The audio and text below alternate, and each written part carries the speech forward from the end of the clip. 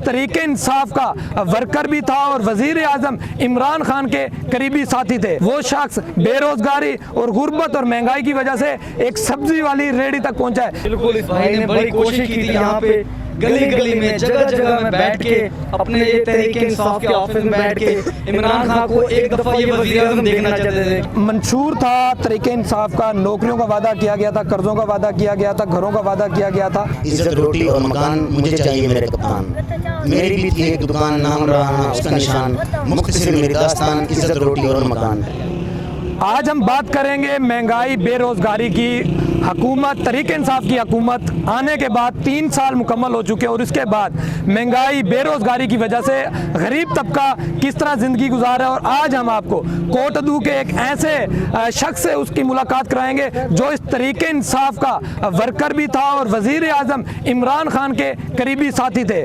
तरीके इंसाफ का शुरू होने वाला सफ़र और उस आदमी ने इस वक्त किस तरह अपने जो हालात हैं वो गुजारे हैं और इस वक्त वो शख्स बेरोजगारी और गुर्बत और महंगाई की वजह से एक सब्जी वाली रेहड़ी तक पहुंचा है। इस वक्त हमारे साथ यहाँ के मुकामी लोग भी मौजूद हैं और वो शख्स भी मौजूद है जिसने तरीके इंसाफ के लिए कुर्बानियाँ दी, अपने कारोबार तबाह किए, अपने जो मकान थे, जो ज़मीनें थी वो तरीके इंसाफ के लिए फ़रोख्त की। बल्कि इस कोटदू में अगर कहा जाए कि तरीके इंसाफ को मुतारफ़ करवाने वाला वो शख्स था, लेकिन बेरोज़गारी की वजह से, महंगाई की वजह से, गुर्बत की वजह से, कारोबार ना होने की वजह से, कोई नौकरी ना होने की वजह से वो आदमी इस वक्त एक सब्जी वाली रेहड़ी पे पहुंच चुका है। आप मुझे बताइएगा, इरफान अंसारी को तो आप जानते हैं, कितने अरसे से आपको पता है तरीके इंसाफ को मुतारफ़ करवाया था इस शख्स ने? बिल्कुल, इस भाई ने बड़ी कोशिश की थी यहाँ पे गली गली में जगह जगह में बैठ के अपने ये तरीके इंसाफ के ऑफिस में बैठ के इमरान खान को एक दफा ये वज़ीर आज़म देखना चाहते थे। क्यों? क्योंकि 30-25 साल से 2 ही जमातें आ रही थी जो बारी ले रही थी एक दूसरे की, लेकिन इस बेचारे ने बहुत तवज्जो की, पीटीआई को मुतारफ़ कराया। अच्छा, ये अभी तक हिम्मत नहीं हारा, देखिए वो अभी भी रेहड़ी लगाकर अपना रोजगार कमा रहा है। लेकिन तरीके इंसाफ ने जो मंशूर लेकर आई थी, जो वादा किया था इमरान खान ने, उसकी तो मुलाकात नहीं हो सकी। वजीर और जो मशीर है गया जरूर है, उसकी मुलाकात नहीं हो सकी, उसका पैगाम नहीं पहुंच सका।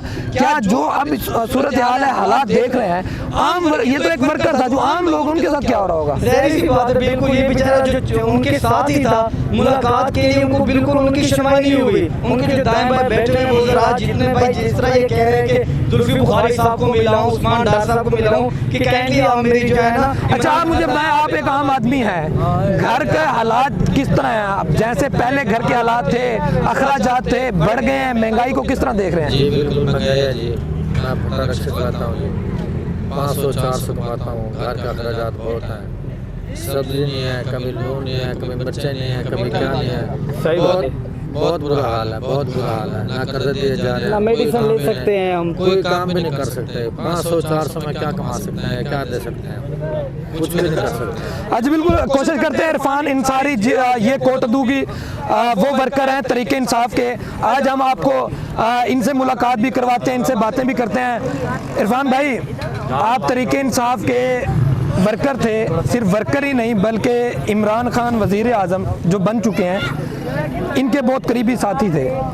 ये सफ़र शुरू हुआ और अब ये सफ़र यहाँ तक पहुँचा है। महंगाई भी है, बेरोज़गारी है, बेरोज़गारी की वजह से आप आज ये सब्ज़ी की रेहड़ी लगा रहे हैं। ये हालात किस तरह इस तरह बने हैं? मंशूर था तरीके इंसाफ का, नौकरियों का वादा किया गया था, कर्ज़ों का वादा किया गया था, घरों का वादा किया गया था, वो वादे वफा होते दिखाई नहीं दे रहे। आप एक वर्कर हैं, अगर वर्कर के साथ ये हो रहा है तो आम शहरी के साथ क्या होगा? दूसरा, आपकी मेन बात थी कि कैंपेन में तो आप इमरान खान के साथ रहते थे, लेकिन जब वज़ीर आज़म बन गए, वज़ीर आज़म बनाने में आप लोगों का बहुत किरदार है, आप बन गए, मुलाकात हुई आपकी, क्या कहेंगे? जी, मुलाकात के लिए मैं यहाँ से इस्लामाबाद के लिए रवाना हुआ। वहाँ अपना वज़ीर मुमलिकत हैं शबीर अली कुरैशी हमारे हल्के से NX81 से, इन्होंने मेरी मुलाकात में अहम किरदार अदा किया। जुल्फी बुखारी साहब से मिलवाया। जुल्फी बुखारी साहब को मैंने अपनी अमानत दी, मेरे फ़ोटो थे 98 से जो मेरी एक्टिविटी थी अपना वो तमाम मैंने फोटो जुल्फिकार बुखारी साहब को दिए, मैंने कही चेयरमैन तक। अच्छा, मुझे पहले मैं आपसे एक बात पूछता हूँ, मुझे बताइएगा जब ये कैंपेन शुरू थी, आपकी तस्वीरें देखी हैं, इमरान खान ज़मीन पर बैठता तो आप भी ज़मीन पर बैठे हुए थे, इमरान खान चारपाई पे बैठा तो आप बिल्कुल बहुत करीब उनके बैठे हुए थे, तो वो दिन याद आते हैं, वो हालात किस तरह थे? तब तो मेरे ख्याल से आपकी कोई कारोबार भी था, नौकरी भी थी, इमरान खान के साथ सारा दिन कैंपेन करते थे, आपने अपना पूरा वक्त दिया इमरान खान को। अब अगर वो वज़ीर आज़म बने हैं, क्या वज़ीर आज़म बनने के बाद भी कोई मुलाकात हुई है? वज़ीर आज़म बनने के बाद कोई मुलाकात नहीं हुई जनाब।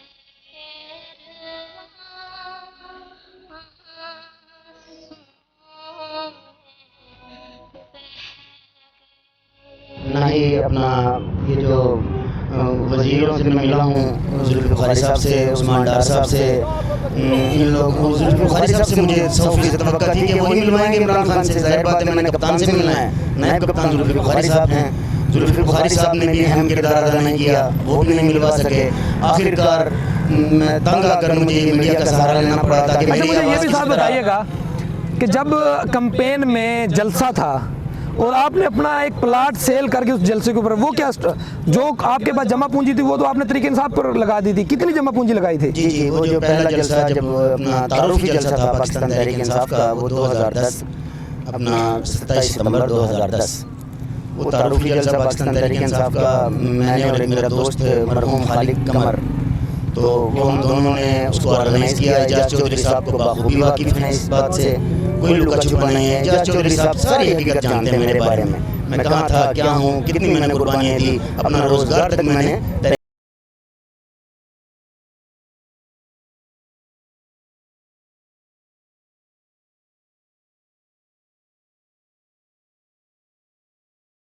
अच्छा, इस स्टेज पर किस तरह पहुंचे हैं? मुल्क कौम के खातिर इस स्टेज पर किस तरह पहुंचे हैं? पहले तो आपकी नौकरी भी होगी, कोई कारोबार भी होगा, लेकिन इस स्टेज पर आपके बच्चे भी हैं, घर भी चलाना है, इस स्टेज पर कैसे पहुंचे हैं? इस स्टेज पर मैं इसलिए पहुंचा कि मैं कम आमदनी वाले घराने में से हूँ। कम आमदनी से मेरा रोज़गार का, मेरा एक दुकान का सर्कल था, वो दुकान भी आहिस्ता आहिस्ता मैं उसी में से वो जो कमाना तो दूर की बात, जो उसमें से जमा पूंजी थी मैं उसी को खाने लगा, क्योंकि 5 बच्चे हैं और क़यादत से मुझे तवक्कुआत थी, वो जितना मैं हालात का मुकाबला कर सकता था मैंने किया।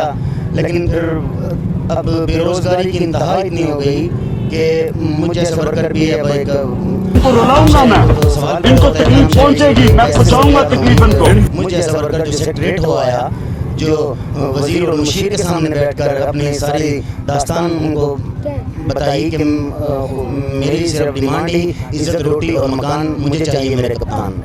मेरी भी थी एक दुकान, नाम रहा उसका निशान, मुख्तसर मेरी दास्तान, इज़्ज़त, रोटी और मकान। अब मुझे सिर्फ और सिर्फ इमरान खान से ही उम्मीदें वाबस्ता हैं और मैंने अब इमरान खान से मिलना है।